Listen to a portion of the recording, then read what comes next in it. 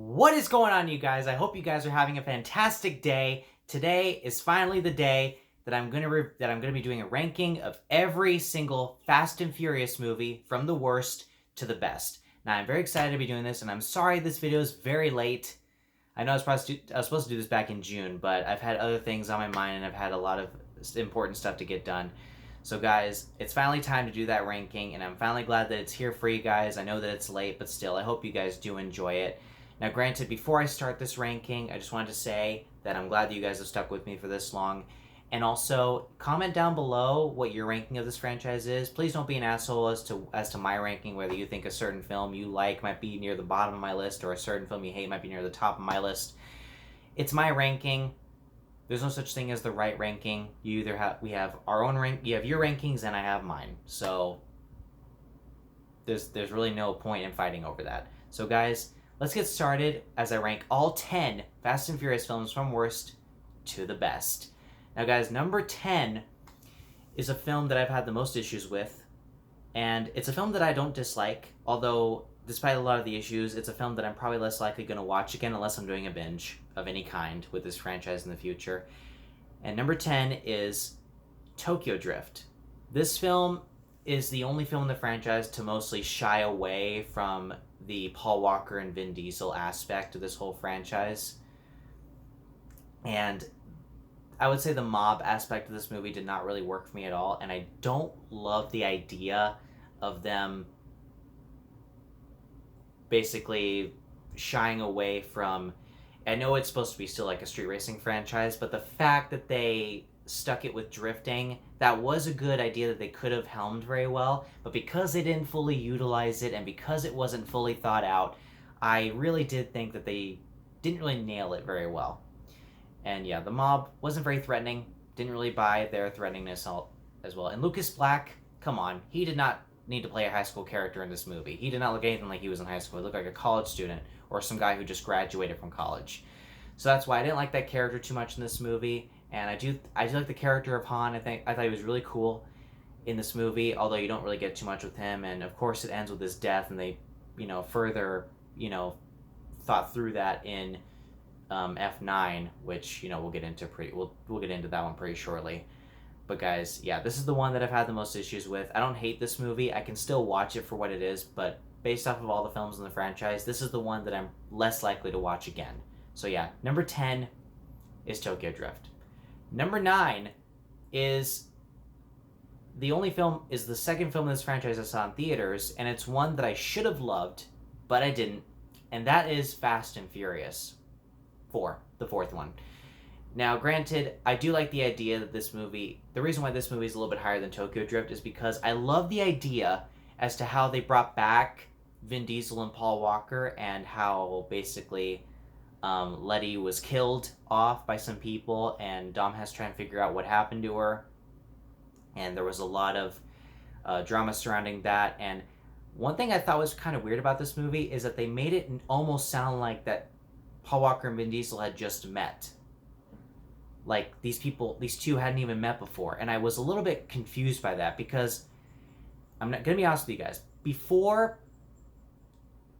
Because here's the thing, I'm not going to lie. Hobbs and Shaw was the first Fast and Furious film I'd ever seen in the theater. Before that, I had never seen one previous to this one, so I wasn't too familiar with the source material. And then I saw this one in theaters, and then I decided, you know what, with F9 coming out, I'm going to do a binge watch. And I binge watched every single movie over the week. And I gotta say, this one was the most disappointing for me, or second to most disappointing, because of the fact that they made it look like it was supposed to be the first movie in the franchise, when in reality it wasn't. But all in all, I do like how they brought back Vin Diesel and Paul Walker in this movie.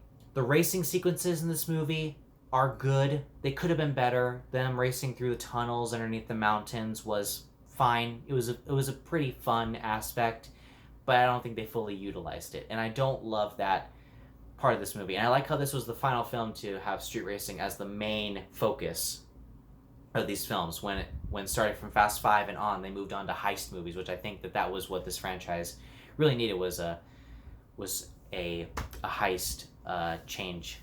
And I did like that about how this movie basically ended the street racing aspect, and that's what I like about it. So yeah, number 9 is Fast and Furious.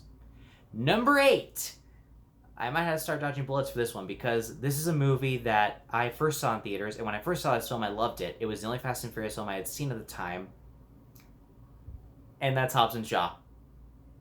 Yeah, this movie ended up near the bottom because as I binge watched the whole entire franchise, I liked this one less and less as it went down because all the other films just somehow found a way to top it. Granted, I don't hate this movie at all. I still find it very funny, very enjoyable. The chemistry between Dwayne Johnson and Jason Statham was brilliant. I love that aspect of these characters. The fact that they're just saying off insults to each other and constantly trying to one-up one another, that's freaking amazing. I love that. These guys need to do more movies together. It doesn't have to be Fast and Furious related, but if they ever do this, if they do more of this stuff, I'm so in, because just seeing them insult each other and argue like about Vanessa Kirby, who is Jason Statham's sister and who Dwayne Johnson's kind of attracted to, I thought that was a really funny aspect of this movie. The action is toned down a little bit, which I did like, because when I first saw this movie, when I heard that it was a standalone film from the rest of the franchise, I was very interested in that idea because I thought the previous film, because at the time, excuse me, at the time, I didn't, excuse me, at the time, I didn't watch any of the previous films before this one. So I was still a little bit new to this franchise, but eventually I got more into it after seeing this one, and I'm like, you know what? I think I kind of like the over-the-topness of this one. And this is the only franchise that I know of that can get away with having people act like literal superheroes. Like, they can't get hurt, they can fall from buildings and still survive, they can hit their heads and still get up. And I like that aspect of this movie. But granted, this was not... as I watched the other films, this one did not hold up too well. So, but granted, I still really enjoy this movie. The humor is fantastic. Some of the action sequences are really good. And that's where it stands. So, Hobbs and Shaw sits at number 8 right now. Number 7 is the newest movie in this franchise, and that is F9. Yeah, this movie I found rather disappointing when I first saw it, because I felt that a lot of the dangerous aspects of this movie were kind of forgotten. I don't hate the fact that they brought John Cena into this franchise, but I felt like they could have utilized it a little bit more. And also, when they go back to Dom and Jacob's childhood throughout the movie, I was a little bit taken aback by that, because I was like, wait, you're going back to that when there's other things that need to be discussed here? Because it really didn't make too much sense to me. Like we did get a little bit of backstory with Dom, I think, in the first few films. Like, we did get to know a little bit more about his childhood, but we didn't really know about his brother too much. And I feel like that the filmmakers just brought that in just to kind of make as an excuse to make another movie, but I don't really think that they had to. But I will say that the action sequences in this movie really bring it to life, and there was a joke going around for a few years as to how eventually the Fast and Furious movies were going to go into space. Yeah, they actually did do it. They went into space. They listened to what people said and were like, hey, yeah, we're going to have to go into space. Well, they didn't really need to. I kind of liked how they did, because I thought it was so freaking funny how basically Taj and Roman went up into space in their own like Pontiac rocket car. I thought it was so funny, and I'm like, you know what? Okay, you got me. The more over the top you get, the more that I'm going to be invested with these movies. And I did like that aspect of this movie, but the whole Dom and Jacob dynamic, that really brought the film down a little bit for me. And also Charlize Theron's character, she wasn't threatening at all. She was nothing like we saw in Fate of the Furious. She was nothing like that. I wanted more of her, and I also wanted her to do something, get her hands dirty, and she wasn't doing any of that. She basically was just in a glass box throughout the whole film, until like maybe the final 20 minutes or something like that. So it was a waste. And I know they're going to bring her back again for possibly Fast and Furious 10 and probably 11. But let's see. Let's hope that the last two films so far are going to be better than this one. So yeah, number 7 is F9. Number 6 for me is a film that originally I didn't like that much. It was near the bottom of my list, but I kept on thinking about it and I rewatched it again, and I grew a soft spot for this one, and that is Too Fast, Too Furious.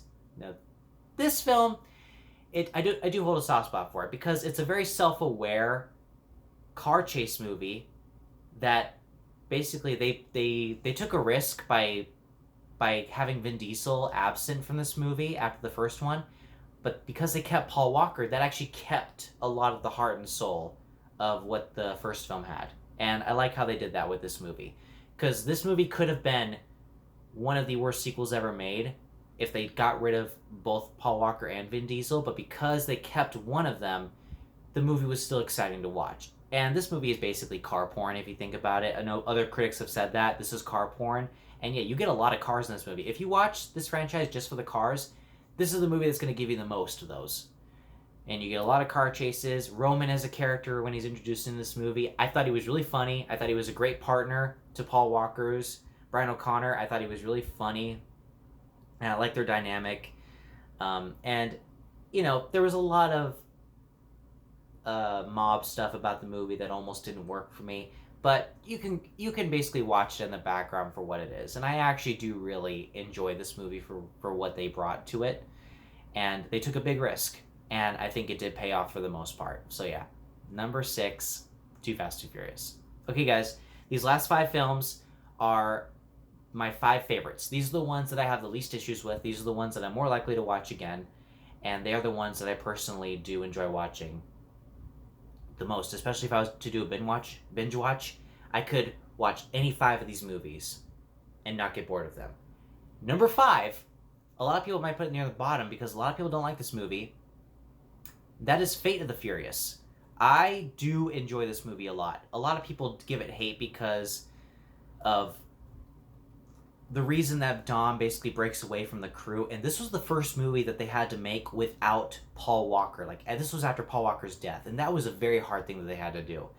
With Furious 7, they had to work around how to keep his character in the movie, and they had to use his brothers and have CGI and everything like that. In this movie, they had to figure out how to keep the actual storyline going without Paul Walker, and that was a very hard choice. And I do think this movie did do a good job at doing that.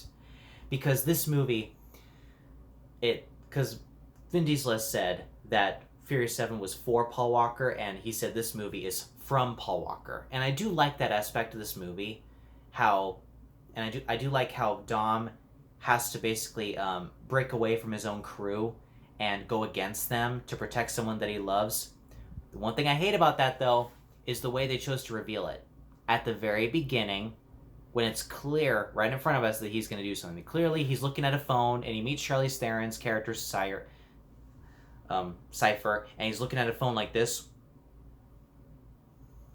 It's like, you could have made it more obvious. If they had taken that scene out entirely, it would have been a huge surprise. Like, why is he going against his whole crew? And who is this woman? It would have made a much bigger surprise for me. They could have done a little better with that. But I do like the action in this movie, especially the final battle, the final chase sequence with a huge submarine at the very end of the movie. I thought it was fucking awesome. I thought it was very over the top, and I loved it. I love over the topness in these movies. And this movie did do a good job for the most part with that character. And plus, Charlize Theron does a whole lot in this movie. She does far more than she did in F9. So this movie really is a big step up with that. So yeah, number 5 is Fate of the Furious. Number 4 is what a lot of people might put as their number 1, maybe, depending on who you are. A lot of people would put another movie at their number 1. But number 4, for me, is Furious 7. I fucking love this movie. This movie has just about everything that I wanted in a Fast and Furious film.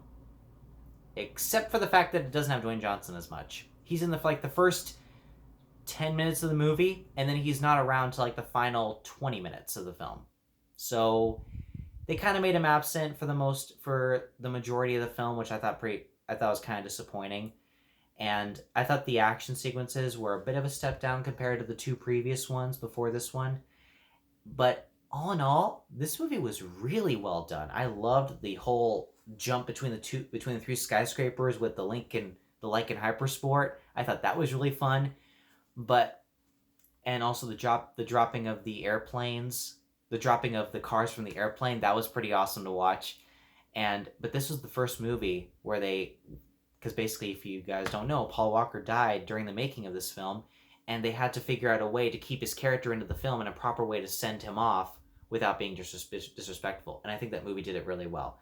And I will be honest here. If they had ended the franchise completely with this movie, if this was the final film in the franchise forever, totally okay with that. This would have been freaking awesome. This would have been the best ending they would have given us. And I would have been totally satisfied with that.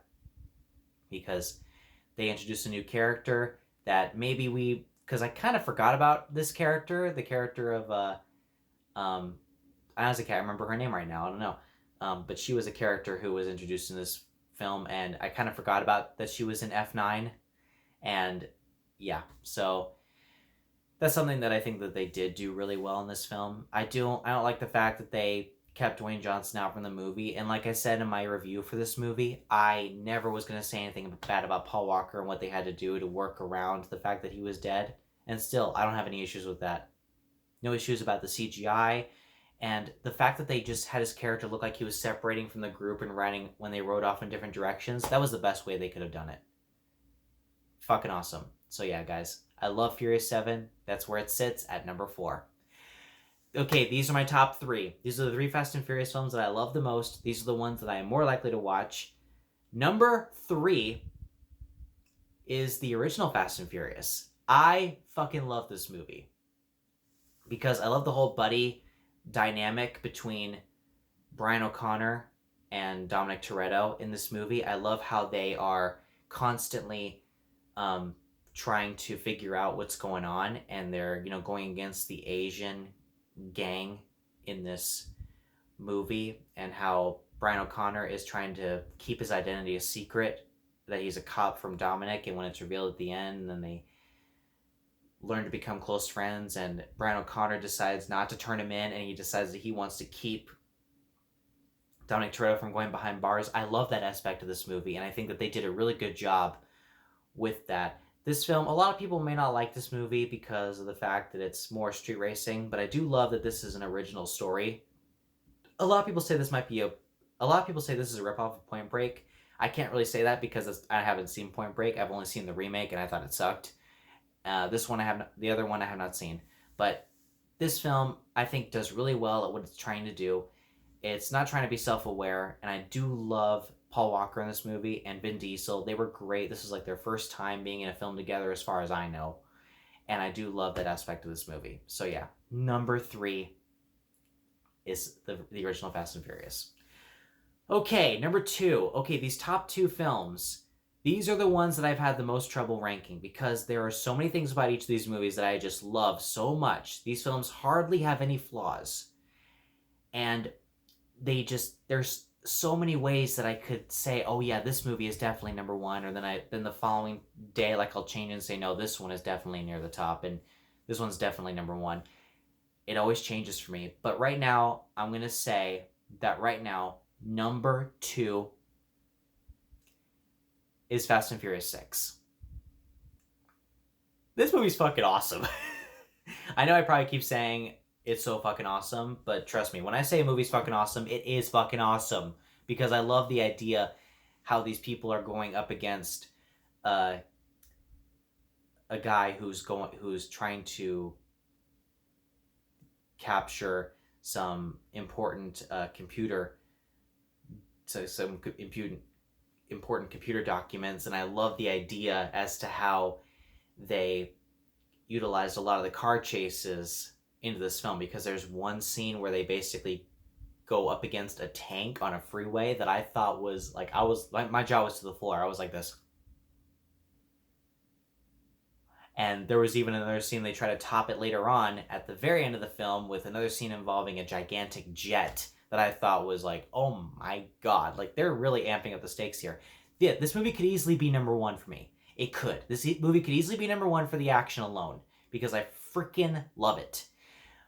But the only thing I don't like about this film, the only minor issue I have with it, is because this movie reminds me of the big flaw that they did with Fast and Furious 4. And that's when they killed off Letty in that film. They bring her back in this movie, but they they didn't try to, like, they didn't try to make the fourth film better. Like, it didn't try to show us, oh yeah, this film, we had to do this because of this reason. It's like, in the fourth film, they killed off Letty because they didn't know what to do with her, and then they decided, okay, let's just bring her back. And while I do like that they brought her back, the way that they chose to bring her back, and it almost felt lazy to me. But granted, everything else about this movie is definitely worth it. I can't say anything bad about this movie other than that. This movie has got the best action scenes. It's got some really good humor, and also the villain, Shaw, not Jason Statham Shaw, but his brother Shaw. He's a really good villain in this movie. I thought he was really well done. And also, yeah, a lot of the car chases and action sequences in this movie were very well done. And yeah, so yeah, number 2 is Fast and Furious 6. Number 1, no surprise to anybody, and that is Fast 5. I love this movie because this movie actually chose to tone down on a lot of the car chases in this film. While this movie did introduce Dwayne Johnson in this film and in this franchise up until Fate of the Furious, or Hobbs and Shaw actually, I was actually very on board with it because a Fast and Furious film doesn't need a lot of car chases to be successful. But I like how they chose to put a lot of emotion into the story, and Dwayne Johnson really felt like an actual guy who could rip Vin Diesel and Paul Walker in half if he ever got to them. And I love that aspect because normally you get someone who's trying to chase them down, and I'm like, you know what? I don't feel threatened by this guy, or I don't feel threatened by these people. They don't look like that they could do anything. Dwayne Johnson, I'm like, okay, if this guy comes near me, I'm dead. I love that aspect. And I like how the final chase sequence is definitely worth waiting for. If you don't think this movie has enough action, trust me, stick around for like the final half hour. And it's an entire chase sequence involving 2 Dodge Chargers and a bank vault. And I love it. I freaking love this movie. That's why it sits at number 1. So there you guys go. That's my ranking of all 10 Fast and Furious films. Thank you guys very much for watching. I hope that you guys enjoy my ranking. I'm glad that I was finally able to get it out to you guys. So guys, thank you for watching. Please comment below. Please subscribe. Please like. Please share with your friends. Help me get to 100 subscribers. That's my current goal right now. And I will see you guys next time.